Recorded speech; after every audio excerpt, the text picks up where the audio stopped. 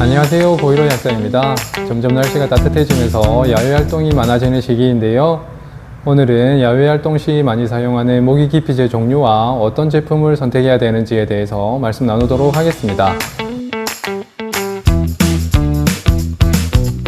오늘 말씀드릴 모기 기피제는 총 4종류인데요. 디에틸톨루아미드 DET와 이카리딘, IR3535, 시트로넬라 정약류입니다.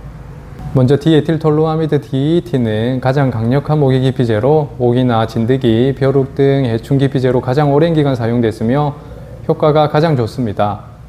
그래서 등산이나 야영 등 해충에 많이 노출될 수 있는 곳에 장시간 있어야 되는 경우 사용을 권장드리는데요.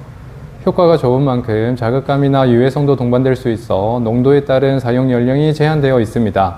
6개월에서 12세 미만의 경우 농도 10% 이하로 1일 1유해 정도 사용이 가능하고 12세 이상은 20에서 30% 농도까지 사용이 가능하여 유소와 사용 시에 농도를 잘 확인하셔야겠습니다.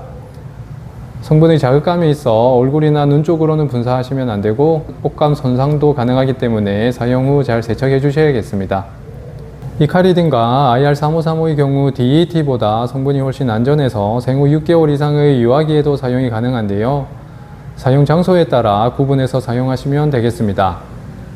IR3535의 경우 물에 잘 씻겨 나갈 수 있기 때문에 물놀이와 같은 야외 활동에는 이카리딘이 더욱 적합하고 IR3535는 옷감 손상도 유발할 수 있어 고가의 옷이나 대여복 등을 착용하신 경우 이카리딘이 더욱 좋겠습니다.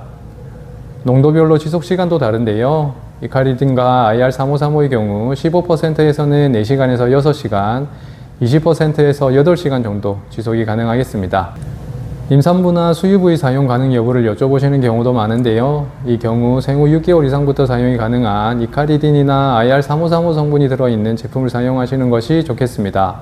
그리고 자외선 차단제와 병용 사용의 경우 자외선 차단제는 피부에 흡수되어 자외선으로부터 피부를 보호하는 역할을 하기 때문에 모기 기피제를 먼저 뿌릴 시에 피부에 보호막이 형성되어 그 흡수가 떨어질 수 있습니다.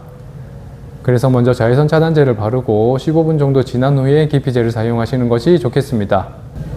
모기 기피제는 절대 상처 부위에는 사용하시면 안되고 사용 시에 알러지 및 과민 반응이 나타날 때는 즉시 사용을 중단하셔야 합니다. 그리고 사용 후에는 반드시 비누로 씻고 사용한 옷도 세척하시는 것이 좋겠습니다. 마지막으로 시트로넬라 정약류인데요. 이 성분들은 우리 아이들이 좋아하는 모기 팔찌나 밴드, 패치 등에 함유되어 있습니다.